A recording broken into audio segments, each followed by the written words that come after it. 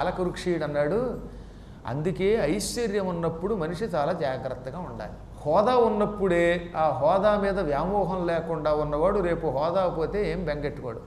పదవిలో ఉన్నాడండి, అప్పుడు కూడా జనం ఉంటారు. ఆ జనాన్ని చూసి మురిసిపోయి అహంకరించకుండా ఉండాలి. రేపు పొద్దున ఈ పదవి లేనప్పుడు కూడా నేను ఎలా బ్రతకాలి అని ఇప్పటి నుంచి ప్లాన్ వేసుకోవాలట. సర్వీసులో ఉన్నప్పుడు 10 మంది మీరు ఎస్ఐ గారు, మీరు సిఐ గారు, లేకపోతే మీరు ఇంకో ఆఫీసర్ గారు, ఐఏఎస్ గారు, ఐపీఎస్ గారు అని దండాలు ఎడతారు. ఇదంతా నిజం అనుకుంటాడు ఇప్పించాడు. రేపు పొద్దున్న రిటైర్ అయ్యాక వీడు ఒక్కడు రావడం తెలియదు. అప్పుడు మాత్రం ఆ విషయం తోచాలి. రేపు నేను పదవీ విరమణ చేస్తాను, అప్పుడు ఇందులో ఒక్కడు రాడు, నా బ్రతుకు బస్టాండే అని గ్రహించాలి.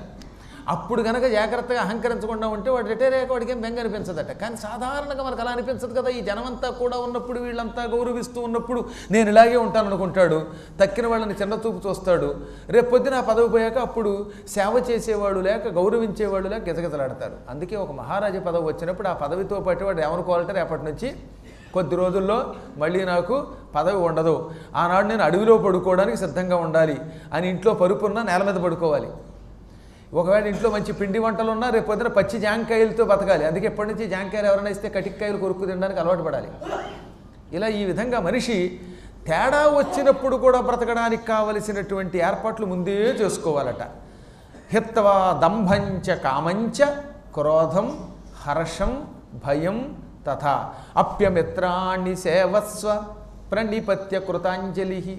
అందుకే అహంకారం ముందు విడిచిపెట్టాలి. ఈ జనాలంతా కూడా ఉన్న వాళ్ళంతా శాశ్వతం అనుకోవద్దు. ఆ దంభాన్ని విడిచిపెట్టు, కోరికలు తగ్గించుకో. సహజంగా మనకి బాగా డబ్బు ఉన్నప్పుడు, పదవిలో ఉన్నప్పుడు కారులు వస్తాయి, జనాలు వస్తారు, ఓ ఎన్ని కోరికలు వస్తాయి, పిచ్చెక్కిపోతుంది అనమాట. ఆ పిచ్చి కోరికలు వెంట పడకు. ఆ తర్వాత మనకి పదవిలో ఉన్నప్పుడు సాగుతుంది ఎవడి మీద అరిస్తే, కానీ పదవి పోతే అప్పుడు మన మాట ఎవడు వెంటగా, అప్పుడు మన క్రోధం చెల్లదు.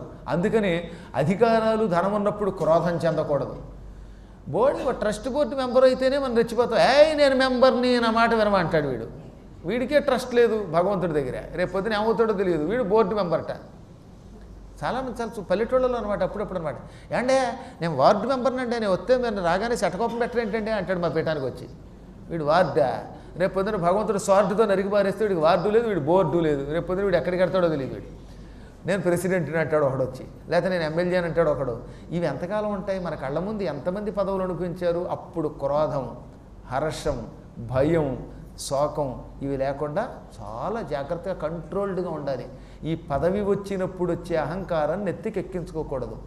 ఆ సమయంలో కూడా శత్రువులు లేకుండా చూసుకుంటే, మహాత్ముల్ని దూరం చేసుకోకుండా ఉంటే, అందరినీ తిట్టి వాళ్ళని శత్రువులు చేసుకోకుండా ఉంటే, శత్రువులతో కూడా మిత్రత్వంతో ఉంటే, రేపు ఇవి లేకపోయినా వాళ్ళు దండం పెడతారట. అది